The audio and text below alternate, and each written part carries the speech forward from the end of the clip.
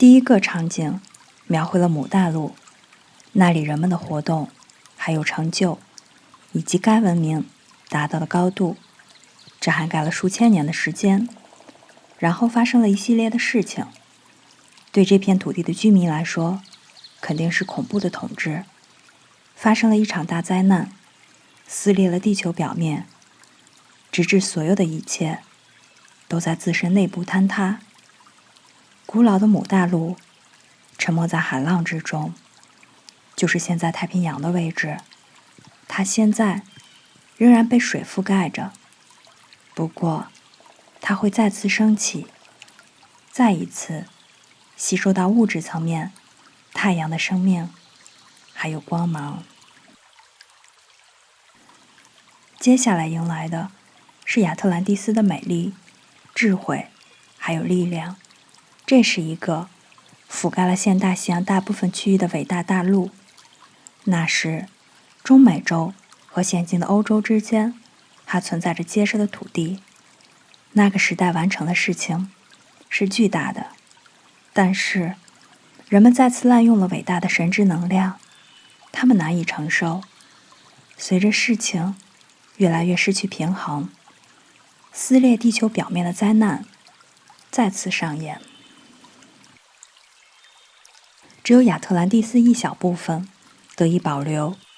海洋中央的一个岛屿与其他文明世界的紧密连接被切断了。那片陆地的东部还有西部已经沉没在大西洋之下，只剩下一个叫做波塞冬尼斯的岛屿。它曾经是当时已知文明世界的中心，那时已经做了准备工作，来保护和保留它最重要的活动，让它作为中心点，继续推进某些尚未完成的工作。在那个时期，灵性层面和物质层面都取得了非常大的成就。那个时期的机械发展也达到了很高的成就，最显著的表现之一就是他们空中导航技术的完美。与当时亚特兰蒂斯时期的相比，我们现代生活的航空运输仍然非常粗糙还有原始。是光和智慧的扬声大师让这一切成为了可能，因为他们会启发、指引、保护和揭示给波塞冬尼斯的人民伟大进步的知识，在人类活动的每个阶段。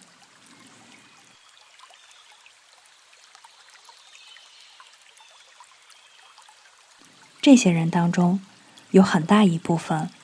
意识到了个人内在的伟大内在神之力量，但是跟以前一样，他们本性当中人类的面相、外在的活动再次篡夺了这伟大的能量。他们通过自私和滥用这种超然的智慧还有力量，获得了比以往更高的地位。古老的智慧大师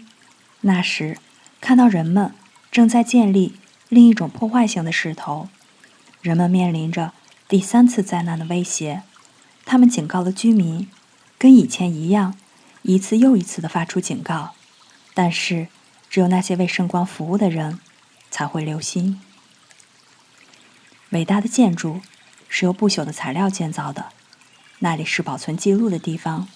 已经保存了几个世纪，这些仍然处于完美的保存状态。它们位于大西洋的海床上，被密封了起来。在伟大存有的指引下，他们会重见天日。这些伟大的存有指引了记录的准备工作，并对他们进行着保护。那些记录中记载着人类在那个时期的进步还有成就，因此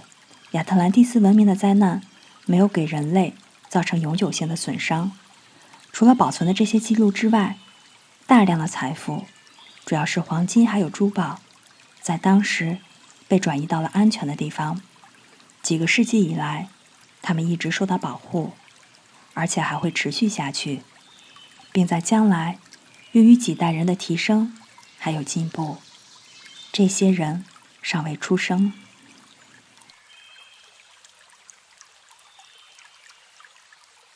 最后一场灾难消散了他的势头，曾经世界帝国的最后残留也沉没到了大西洋底，接受几个世纪的净化。与沉没的母大陆不同的是，亚特兰蒂斯和他的人民并没有完全被人类历史遗忘或者抹除，因为它在几个世纪以来以多种方式被记录下来。尽管大陆的沉没已经过去了12000年，有关它的信息碎片仍然从最意外的渠道飘到我们的身边。有关亚特兰蒂斯的神话还有传说比比皆是，通过2种途径为人类保留了某些实际的状况。这些方法在某些时代早已存在于地球，随着时间的推移，海洋学、地质学还有其他科学领域将会揭示出它的存在，以及它所取得成就的无可避免的证据。然后出现的就是戈壁沙漠和撒哈拉沙漠的古文明，它们主要活动的兴衰景象。这次每个文明的衰落不是由灾难性的活动，而是过量成群的原始灵魂在那个周期当中开始转世。接下来看到的就是埃及的场景，它的兴衰亡的原因是转世到那片土地的大量人类对知识和权力的故意滥用。那片土地的突出特质就是人们以智力的成就为荣，并反抗克制他们的低级本性。通过正确的使用知识还有力量，埃及到达了它的巅峰。他们总是要求寻求这些赠予的人保持谦逊，让智力服从于内在的神之自我，完全和无条件地控制人类或者低等本性。如果他们想要避免毁灭发生的话，在埃及衰败的期间，转世到埃及的灵魂并不是未进化的那种，不是像在戈壁沙漠和撒哈拉沙漠当中曾经存在的文明那样。相反的，他们已经掌握了对知识和力量有意识的使用，并故意选择滥用它。这种活动与智慧毫无关系，因为对于那些神圣女神恩赐的永恒继承者来说，他们必须永远地避免所有对权力和知识的滥用。智慧是对一切可以显化能量的正确使用。对于意识到这个不言而喻、不可改变之真理的人来说，它就成为了通向存在于创造当中所有良善的敞开之门。把埃及看作一片黑暗之地是最不公平的，因为在它早期的阶段降临了非常大的圣光，而埃及也会再次迎来非常伟大的圣光。下一个场景描述的是罗马帝国的兴衰。当那些世纪的黑暗还有堕落达到最低点时，看，耶稣出现了。作为基督向外倾洒着的他闪耀的圣光和爱，通过他的变身、复活还有扬升，神之完美的巨大洪流在地球上蔓延开来。从此以后，再也没有如此强大的黑暗可以笼罩人类，不论是什么时代。他生命的成就永恒地记录在这颗星球的大气层当中，就像磁铁一样，把人类吸引至一个同样完美的状态。基督的到来是对我们世界人民的启蒙，也是宇宙的命令，在人们未来所有的活动当中使用神圣之爱的命令。他的爱在最黑暗的时期倾洒到地球上，从而诞生了每个人内在的基督之子。他再次召唤宇宙的神圣蓝图，并揭示了即将到来时代中的预令。这个计划就是通过每个人内在完整的基督显化，达成对所有事物的完全掌控。接下来就是英格兰狮心王理查德的统治，人类对那些年代发生的真实灵性活动知之甚少或一无所知，激发了理查德的热情和十字军东征活动的同一道圣光，通过他的追随者和那时的人们释放出了某些力量。扬声之主们使用这些力量提升人们的内在意识。然后就是近期在欧洲发生的世界大战的场景，这些景象揭示了大战发生的原因，只有很少的人知道真实的起因。毫无疑问，大多数人不知道真相是好的，它的破坏性太大，以至于意识无法去思考。把注意力放在战争上是没有任何收获的，这也许就是为什么从理查德至世界大战之间的场景没有给出的原因。在这里，扬声之主的活动被揭示，我们看到他们消融了最近世界上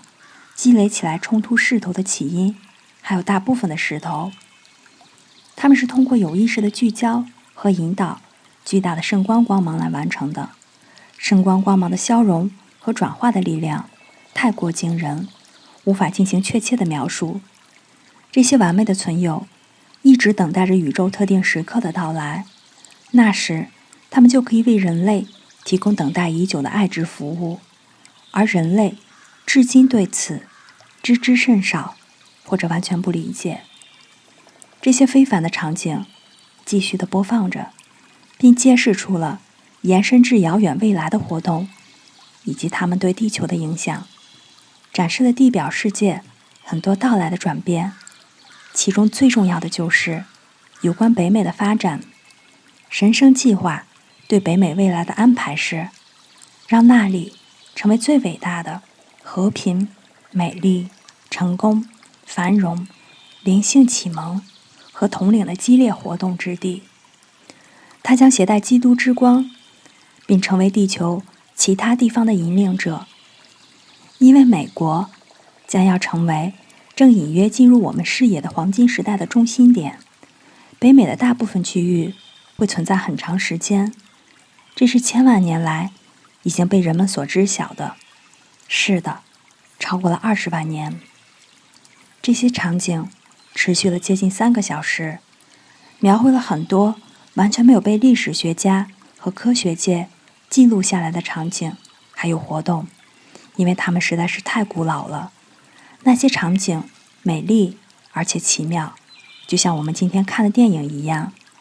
但是，与宇宙屏幕上展示的那些活生生的、有着呼吸的、真实的存在相比，现代的电影就是小儿科。在这里可以看到宇宙层面的起因，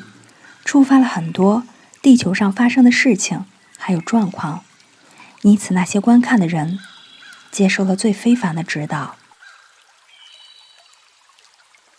在指导结束之时，圣哲曼向我们介绍了伟大的扬声大师兰托，他从自己内在显化出了耀眼的圣光，然后介绍了聚集在这里的70位上师。兰托说，我们会欢呼。他转向我们继续说，当你再次准备好加入即将到来的荣耀工作有意识的服务之中时，这个机会会通过伟大的胜利来到你的身边。你已经战胜了人类的自我和外在的世界，时间即将到来，那时你们将有幸看到那些胜利是多么的伟大。每一天都去全然地接受你内在伟大之神的全能活跃临在，去这么做，那么这条道路的任何地方都不可能存在失败这样的事情。每一个真诚地寻求圣光的人总是会为扬声大师所知。除夕之夜，我们将再次在这里碰面，届时会有12位来自金星的客人，我们希望你们可以出席。圣哲曼和阿门贝会招待你们。一声令下，所有人都静了下来，接受了兰托的爱之祝福，然后返回到各自的服务领域。他们中的大部分在几分钟之内就从房间消失了，其余的则通过电梯管道离开。我的孩子们，我看到你们没有意识到时间，现在是凌晨3点。圣哲曼边说，边转身向洛特斯和我的儿子告别。他们拥抱我之后，从外面的接待室离开了。我们则穿过右手边的第一扇门。圣哲曼继续说，还有一个东西，我希望在我们离开之前，让你看到。这是一组最不同寻常的乐器，用于特殊的目的，正在构建或者创造一种特殊特质的音调，用于我们所做的工作。说到这里，他转向风琴的键盘，继续解释。它看上去似乎是一个无管风琴，其实是它的音管要比普通的风琴小得多，被放置在外壳之中。整个乐器的音调要优于地球上目前已知的所有音乐。随着即将到来的黄金时代向前推进，这些风琴会在外部的工作当中使用到。然后我们查看了4把华丽的竖琴，尺寸比当今音乐界中常用的竖琴略大。圣哲曼坐在其中一把竖琴旁边，演奏了几个和弦，从而让我对他们的音调有所了解。这是我听到过的最美妙的音乐。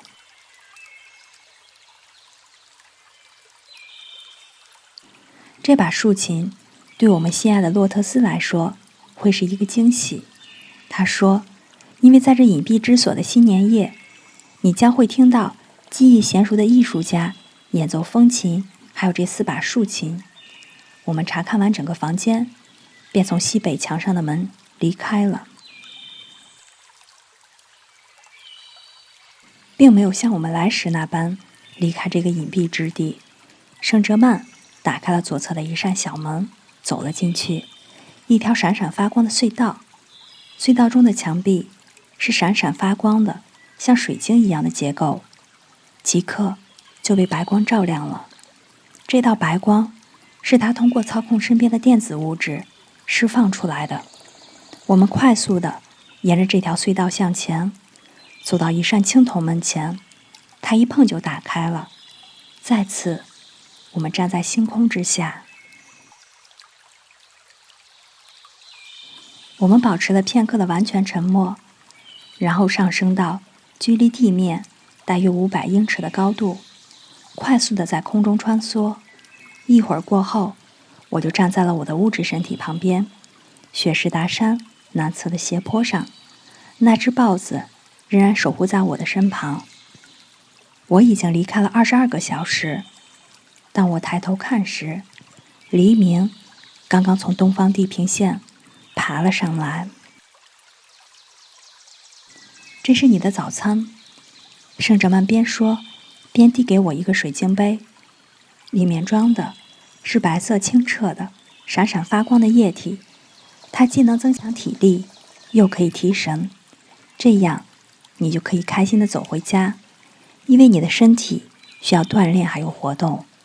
我感觉到你的心智当中有些不安的东西，或者至少说你的意识尚不清晰。是的，我回答，有一个问题已经困扰了我相当长一段时间，它跟观想有关。什么是真正的观想？当一个人观想的时候，会发生什么？他回答，真正的观想是神的属性还有视觉力量在人心智中的活动。当一个人有意识的在他的心智当中描绘出他想要实现的愿望，他就是在使用一种最强大的方法，把它带入到自己看得见摸得着的体验当中。当一个人观想或者在心智当中想象他想要事物的画面时，就这个时候实际发生的事情而言，很多人的心智当中存在着困惑还有不确定性。没有任何形态会存在于宇宙之中，除非有人有意识的在他的思想当中持有那些形态的画面。因为每一个思想都包含着他内部想法的画面，即便是一个抽象的思想也具有某种的画面。至少是某个人对这个思想的心智感知的画面。我会给你一个练习，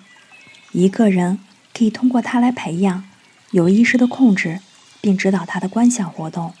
从而达成确切的成就。这个过程分几步，每个学生随时都可以使用。这种练习当真正的去应用时，会带来看得见、摸得着的结果。第一步就是制定一个明确的计划，或者想要实现的心愿，要看到它是有建设性的、荣耀的，值得花费你的时间还有努力的。在把这样的创造带入表达之中时，一定要检查你的动机，一定要诚实，不论是对自己还是对整个世界，而不仅仅是一时兴起或者为了满足身体感官的欲望。请记住，使用、意愿和欲望这三者之间存在着巨大的差异。使用是伟大宇宙的服务法则的实现，意愿是神拓展它的活动，通过它显化得以不断的维持，是完美自身的扩张。欲望不过是由持续的满足感觉本性建立起来的习惯，由生命外在活动的建议聚集并限制的能量。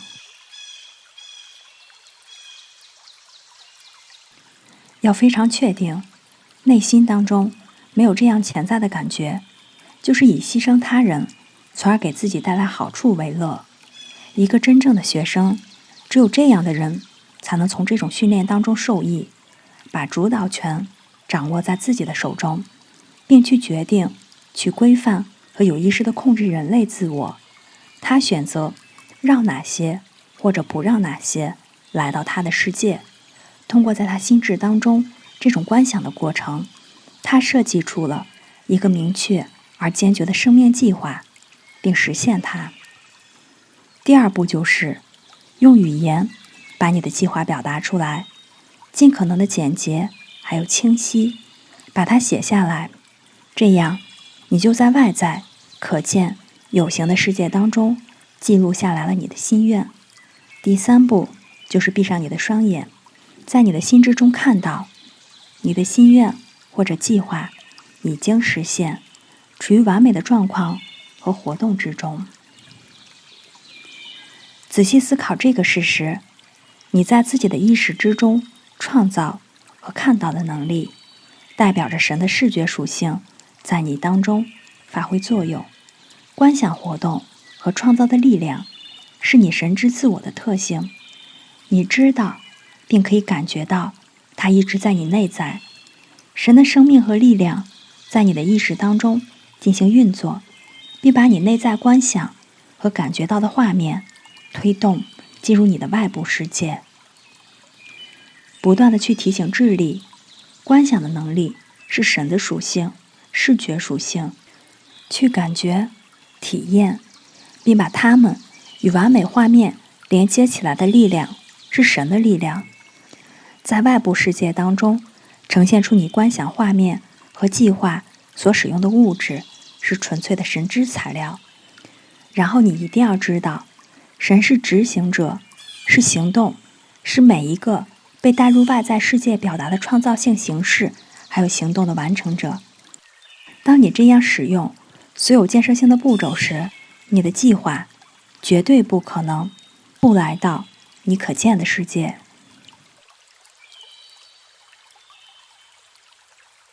在一天当中，要尽可能多的重复读出你的意愿或者计划，并且总在睡觉之前，因为在你心智当中认真思考这个画面之后，马上入睡，一个完整的印象就会不受干扰的停留在人的意识当中，持续数小时之久，从而让它被深深地记录在外在活动之中，并让力量产生还有积累，推动它进入外在生活的体验当中。通过这种方式，当你的意识在睡眠当中进入伟大的寂静当中时，你可以把任何意愿或者画面带入你的意识，在那里它被神最伟大的力量还有活动赋能。神的最伟大力量还有活动总是处于伟大的寂静中心。在任何情况下，都不要与其他人讨论你的心愿，你正在进行观想的这个事实，这很有必要。不要大声的自言自语，也不要小声的跟自己去探讨它，因为你应该意识到，通过你的观想、沉思以及感受你观想画面的真实性，积累的能量越多，它就会越快的来到你外在的体验当中。如果人们不去与朋友或者熟人讨论成千上万的意愿、抱负和理想，本可以显化在他们个人外在的体验当中。当你决定一定要带来一种体验时，通过有意识的引导你的观想画面，你就成为了神之法则、合一法则。对他而言，不存在着对立，你必须做出自己的决定，并用你所有的力量坚持自己的决定。这意味着你必须采取坚定不移的立场。做到这一点，需要知道并感受到，这就是神的意愿、神的感觉、神的知晓、神的显化。神控制着所有有关他的一切，这就是合一法则。合一就是神，而且只有神在运作。在完全理解这一点之前，你不能，也永远不会得到你的显化。因为当人的因素进入的那一刻，你就把它从神的手中夺走了。它当然不会显化在外在的世界，因为你在抵消神的力量，通过各种人类加工的限制，时间、空间、地点，以及其他1001种想象中的状况，而神对这些一无所知。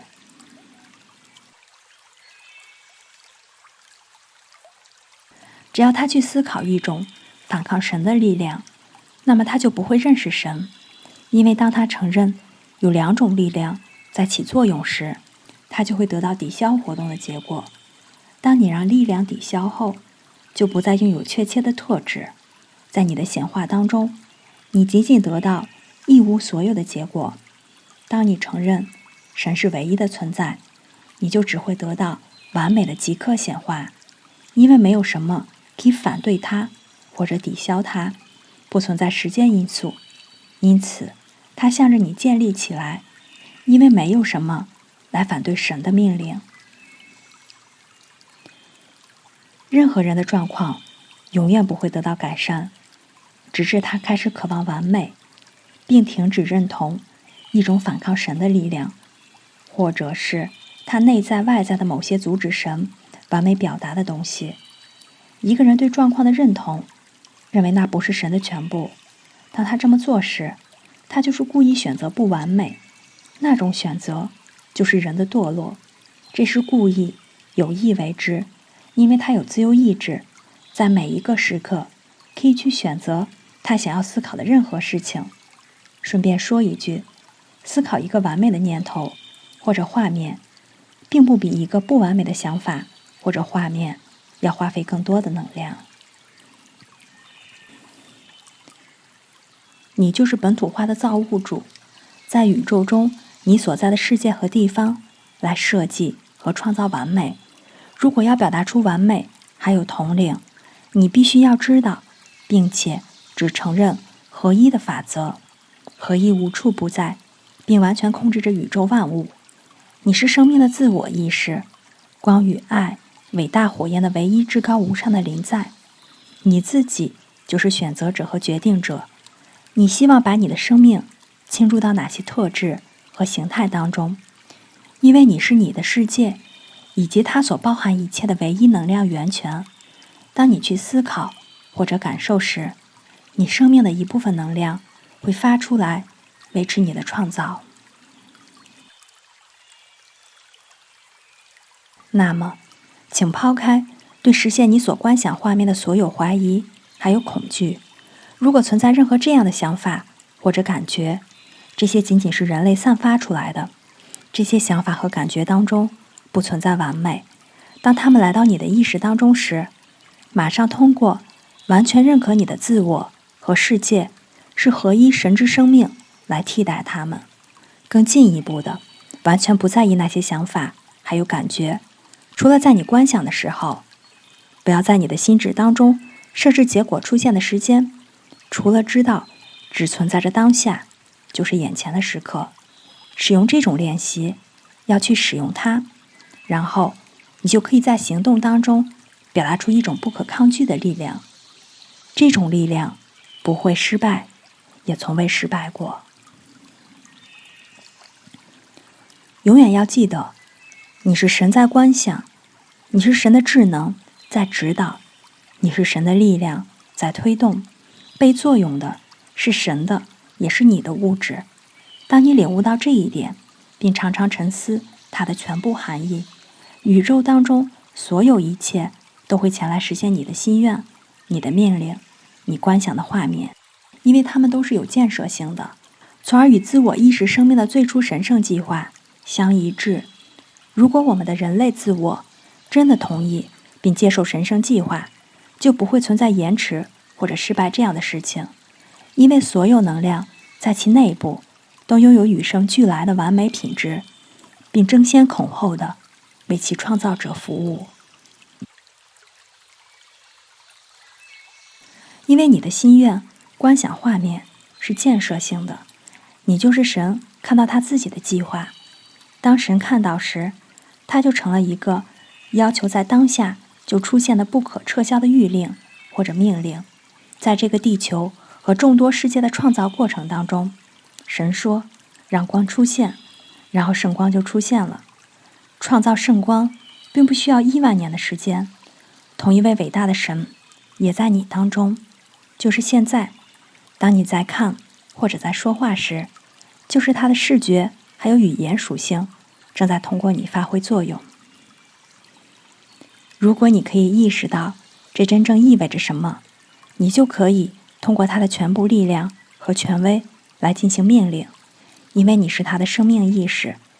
只有你生命的自我意识才可以命令、观想或者意愿一个具有建设性的完美计划的实现。每一个创造性的计划都是他的计划，因此你知道神在行动，在命令，让这个心愿或者计划现在就实现，